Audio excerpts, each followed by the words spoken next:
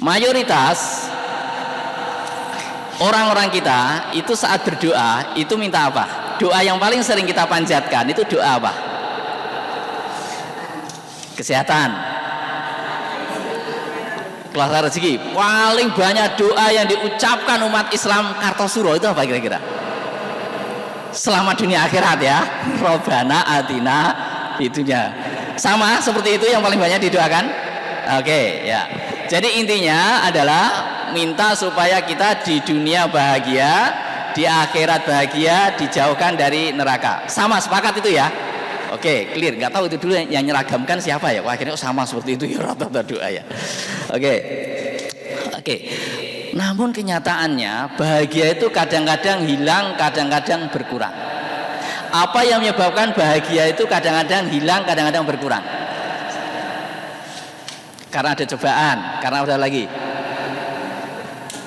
Karena ada masalah, betul. Karena ada masalah. Ya. Kita rumuskan dulu masalah. Apa itu masalah? Ya, kenyataan yang tidak seindah harapan. Ya, kita start dulu ya. Kita ulangi. Doa yang paling banyak dipanjatkan doa apa? Minta bahagia. Ya, kemudian bahagia menjadi hilang karena ada apa? Masalah. Masalah itu apa? Kenyataan yang tidak seindah harapan. Sepakat itu ya. Waktu TK kita punya masalah. Punya? Lali. Bersyukur ini berarti Bu Zumrah ini masa kecilnya sangat bahagia. Sampai lupa kalau waktu itu ada masalah gitu ya. Oke. Udah, waktu SD ada masalah? Ada. Kayak itu waktu pinter sidik lah. SMA ada masalah? Wow, ya wis kuliah aja. Waktu kuliah ada masalah? Ada. Ya udah itu nikah aja, nikah. Waktu nikah? Oh, banyak gitu. Gitu ya. Kalau aja. Oke. Berarti masalah itu selesainya kapan? Oh ya harus ada selesainya. Kalau nggak ada selesai janji Allah bagaimana? Yuk kapan? Masalah selesainya kapan? Betul. Masalah selesai saat kaki kita menginjakan di surga. Saat mati masalah selesai belum? Belum. Kalau orang yang berpikir bahwa mati itu menyelesaikan masalah, itu bahaya. Bahaya banget ini. Bahayanya apa? Terjebak pinjol, 10 bulan nggak bisa lunasi, 200.000 jadi 1.500.000. Ya dah, 2 tahun nanti jadi 15 juta.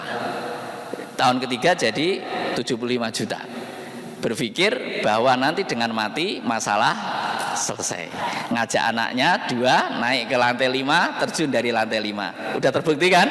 Itu berpikir, nanti orang seperti ini berpikir bahwa saat nanti mati masalah selesai. Ternyata nggak seperti itu. Berarti masalah itu selesai, tidak ada selesai. Selesainya kapan? Saat kaki sudah menginjakkan di surga. Karena surga divisinya adalah kenyataan yang jauh lebih indah daripada harapan. Oke. Sekarang masalahnya adalah bagaimana supaya kita tetap bahagia meskipun saat ada masalah. Gitu kan? Kira-kira mau nggak ini kami berbagi tips bagaimana caranya supaya kita tetap berbahagia saat ada masalah? Mau nggak? Mau? Oke. Kita ulangi dulu. Tadi fungsi Al-Quran tadi sebagai pedoman yang kita cari utama ya. Oke. Kita tes dulu keseharian kita. Kita baca doa apa ya? Duduk antar dan sujud. Robbi firli warhamni gitu ya. Kita bareng-bareng ya. 1, 2, 3. Robbi firli warhamni wajburni warfa'ni warzukni wahdini wa'afini wa'fu'ani. Nanti saya Arabnya, jenengan Indonesianya ya. Ya, Robbi jenengan ya Tuhanku gitu ya. Oke. Mulai ya. Robbi Ikfirli wajburni, mulai sepi ya, gitu ya. Warfa'ni, tetap sepi ya. Oke, nggak apa-apa. Oke, kira-kira ini mau masalah ini kita selesaikan? Mau? Angkat tangannya, angkat tangannya, putar, turunkan, pijeti sebelahnya pundaknya, ya pundaknya, besti, itu kan saya, pegang pundaknya, ya besti, ini rahasiaku, ternyata aku belum tahu arti wajib burni, warfa'ni. Jangan bilang-bilang loh ya. Oke ya. Ganti tangan kirinya, angkat tangan kirinya. Pijit ganti. Pembalasan lebih. Wih, kok kejam. Lebih mesra sama temannya itu ya, malah lebih kejam. Besti. Ayo kita belajar bersama. Kata psikolog, ciri-ciri orang yang mentalnya sehat adalah yang berani menertawakan kesalahan sendiri. Berarti kita masih sehat. Oke, baik. Kemudian sekarang ini dari satu masalah. Kita sudah sholat sekian lama, namun kita belum tahu apa yang kita curhatkan kepada Allah, gitu kan? Kita perlu untuk terus selesaikan masalah.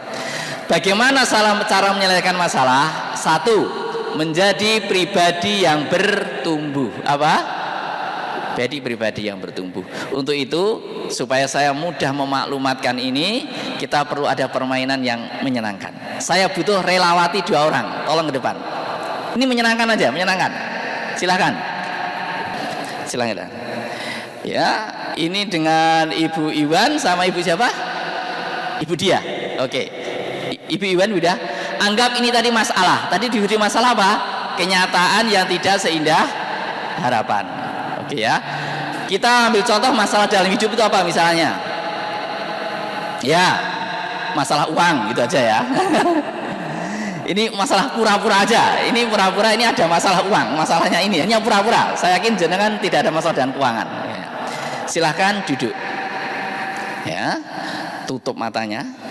Hitungan ketiga kita beri aba-aba. Semoga sudah ada solusi uang di depannya. Nah, gitu ya. Ini anggap ini masalah. Ya, oke ya.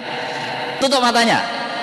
Kita beri aba-aba sampai 3. 1, 2, 3. Buka matanya. Sudah ada uang di depannya? Belum. Oke. Tutup mata lagi. Bayangkan betul uangnya situ ya. Dibayangkan betul seperti apa yang uangnya dikehendaki begitu ya. Sambil berdoa, ya Allah, semoga ada solusi ya Allah, gitu kan. Ya. Oke, buka matanya. Sudah kelihatan uangnya? Belum. Kalau gitu berarti kurang tinggi ya. Coba duduknya seperti ini. Ya. Oke, tutup matanya, buka lagi. Sudah ada solusi? Kurang tinggi berarti, lebih tinggi lagi. Oke, tutup matanya, buka. Sudah ada solusi uang? Kalau gitu tutup lagi. Dekati masalahnya, dipegang-pegang begitu. Buka matanya. Sudah ada solusi uang? Silakan diambil solusinya. Tepuk tangan untuk Bu Dia dan Bu Iwan. Silakan. Oh, itu rezeki panjenengan. Silakan. Ya, monggo. Ah, tahu gitu aku tadi mau ke depan ya. Ya, itu saudara, teknik pertama adalah menyelesaikan masalah dengan menjadi pribadi yang bertumbuh. Saat tadi Bu Diah dan Bu Iwan masih duduk lebih rendah dari masalah, solusinya kelihatan tidak? Tidak. Saya ulangi. Saat tadi Bu Diah dan Bu Iwan lebih rendah dari masalah, kelihatan nggak solusinya? Tidak, karena terhalang oleh masalah. Lain halnya saat Bu Diah dan Bu Iwan dia lebih tinggi dari masalah, solusinya kelihatan. Itulah menjadi pribadi yang bertumbuh. Apa? Pribadi yang bertumbuh. Jadi lain halnya kalau seseorang itu masih rendah dari masalah yang terlihat selalu masalah. Bangun tidur yang terlihat masalah. Ketemu anak yang terlihat masalah. Ke tempat kerja yang terlihat masalah. Ketemu pasangan yang terlihat masalah. Ketemu kalender angka 20, 21, 22 yang terlihat masalah. Bukan cicilan ya. Nah, insya Allah enggak. Ini kita semua ini kan orang-orang yang sudah enggak mikir cicilan loh. Nah, baik. Jadi intinya adalah menjadi pribadi yang bertumbuh. Untuk bertumbuh supaya lebih tinggi, bertumbuh itu ke atas atau ke samping? Iklan ya. Ke atas ya. Ke atas itu berarti kita perlu pijakan supaya kita terus lebih tinggi gitu. Pijakannya ada apa? Pijakannya ada dua. Yarfa'illahu alladzina amanu minkum waladzina utul ilma darajat. Yarfa'illahu, Allah meninggikan alladzina amanu, orang yang beriman. Berarti pijakan yang pertama apa? Iman. Bukannya itu yang kedua agak cukup. Waladzina utul ilma. Berarti pijakan yang kedua apa? Ilmu.